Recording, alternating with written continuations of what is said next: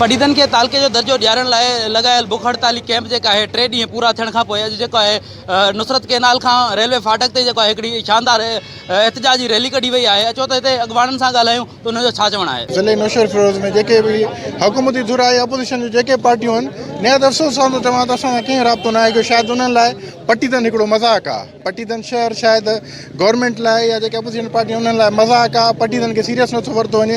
हिते हज़ारे माण्हू 3 ॾींहंनि खां बुख हड़ताल ते वेठा आहिनि, रैली कढी नौशहरे पहुता आहिनि, पर हुकुमरान जमायत ते का जूं न आहे रिंगी। हाणे मां अर्ज़ु कंदो हलां मां हुकुमराननि खे या सियासतदाननि खे अल्टीमेटम थो ॾियां, जे असांजा मुतालबा न मञा विया त सुभाणे वोटनि खां जवाबु आहे। सॼी आवाम जो इहो मुतालबो आहे। असां मेरिट ते आहियूं, असांजो जमहूरी हक़ आहे ऐं असांखे पंहिंजो हक़ ॾिनो वञे। आवाम में तमामु ॾाढी मायूसी पखिड़ियल आहे। महिरबानी करे असांजे हिन आवाज़ खे ॿुधी करे असांखे तालुके जो हक़ ॾिनो वञे ऐं उन खां पोइ जेकॾहिं न त असां सिंध असेंबली जे अॻियां ऐं कराची प्रेस क्लब जे अॻियां धरणो हणंदासीं ऐं मरण घड़ीअ ताईं बुख हड़ताल जो बि ऐलान कंदासीं। असां गुज़ारिश था कयूं वरी बि असां पंहिंजी क़यादत खे त महिरबानी करे पटीदन जे अवाम खे मान ॾिनो आहे। पटीदन जी हक़ीक़ी आवाज़ खे ॿुधो।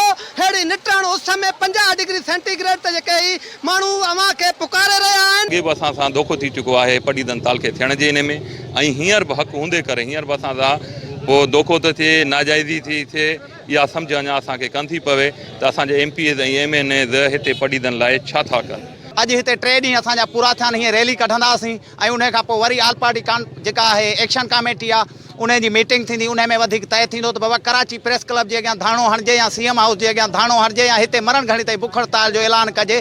इंशाअल्लाह असांजी जिदोजहद जारी रहंदी। अमां हिते मौजूदु अॻवाननि जूं ॻाल्हियूं ॿुधियूं। हिननि जो चवणु आहे त पटीदन क़दीमी शहर आहे जंहिंसां मुसलसल नाजाइज़ियूं कयूं पियूं वञनि। पटीदन खे तालके थियण लाइ जेके ज़रूरी घुर्जूं आहिनि उहे सभु समूरियूं पूरियूं आहिनि, तंहिं हूंदे पटीदन खे तालको नथो कयो वञे। हिननि मुतालबो कयो आहे त जल्द खां जल्द पटीदन खे तालको कयो वञे, न त हीअ एहतजाज ही जेके बुख हड़ताली कैंप आहे अहिड़ियूं कैंपूं ॿियूं बि लॻंदियूं ऐं एसी ताईं इहे जारी रहंदियूं जेसि ताईं पटीदन खे तालको न कयो वेंदो।